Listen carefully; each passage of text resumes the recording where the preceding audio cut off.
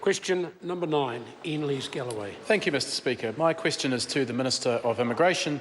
How many of the 209,000 work visas issued last year were for occupations on one of the essential skills in demand lists? Mr Speaker. The Honourable Michael Woodhouse. Mr Speaker, I interpret the primary question with reference to lists to mean the immediate skill shortage list, the long-term skill shortage list and the Canterbury skill shortage list. It's impossible to give an exact number of visas issued under those lists because of differences in the timing between the period of the number of work visas and the changes to the list in that time. However, the best estimate officials have provided me in the time available is that between 15 and 16,000 work visas were issued for occupations on those lists. Supplementary question. Supplementary question, Iain Lees-Galloway. Do cafe manager, retail manager, winery cellar hand or deck hand appear on an essential skills and demand list? If not, why are so many visas being issued for those occupations?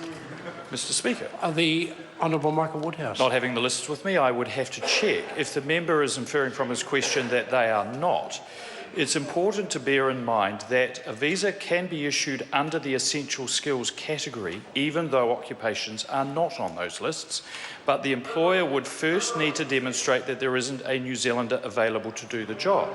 I reassure the member that that is an onerous test. Supplementary question. Supplementary question, Iain Lees-Galloway. If visas are being issued for occupations that are not on the skills shortage list because of labour shortages, why doesn't he allow wages to increase for occupations in which there is a labour shortage rather than using immigration to suppress wages? Mr Speaker. The Honourable Michael Woodhouse. Mr Speaker, I reject the inference of the question. Wages are growing ahead of inflation.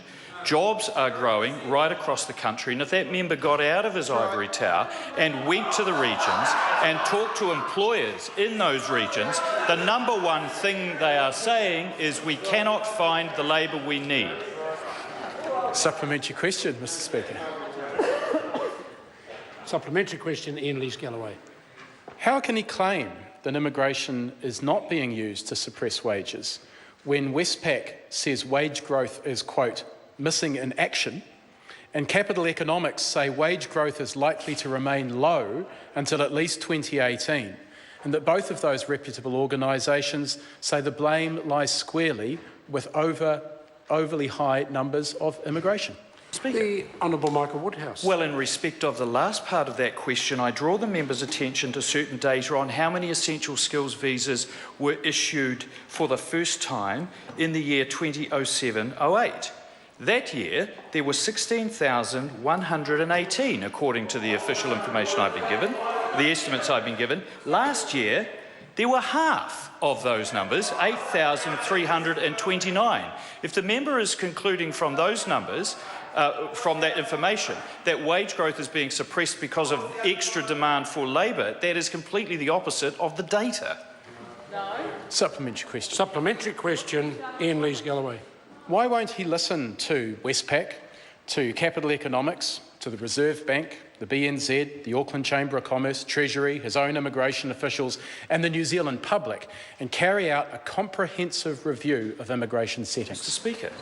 The Honourable Michael Woodhouse. Mr Speaker, two things. We listened to a number of stakeholders in this, including my own officials, who are estimating that essential skills visas, both first-time granted and total, are going down by between 40 and 50%. But I'm also going to listen to the employers in those regions who are crying out for the sorts of people they need to prevent fruit from rotting on the vine, cows from being milked, and elderly to be looked after in our aged care sector. I would love it if every single one of those jobs was filled by a New Zealander. That's not the reality now, and it wasn't when they were in office.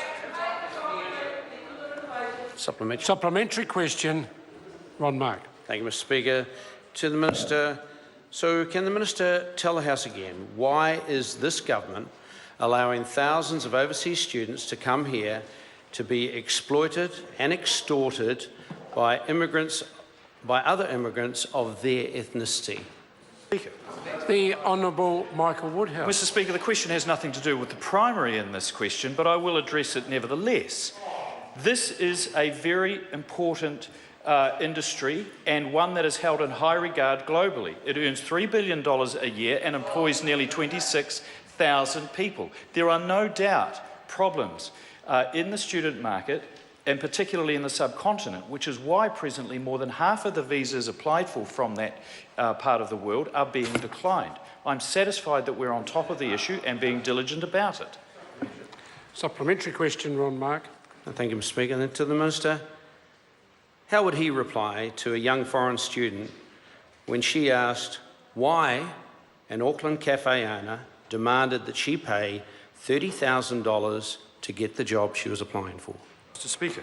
The Honourable Michael Woodhouse. Mr. Speaker, I would reassure that student that the government takes that form of exploitive practice very seriously, which is why last year we significantly increased the sanctions. We significantly increased the sanctions for exploitation of people lawfully entitled to be here. The punishments are now 7 years in jail, up to a maximum of a $100,000 fine, and if they themselves are recent residents, they can be liable for deportation.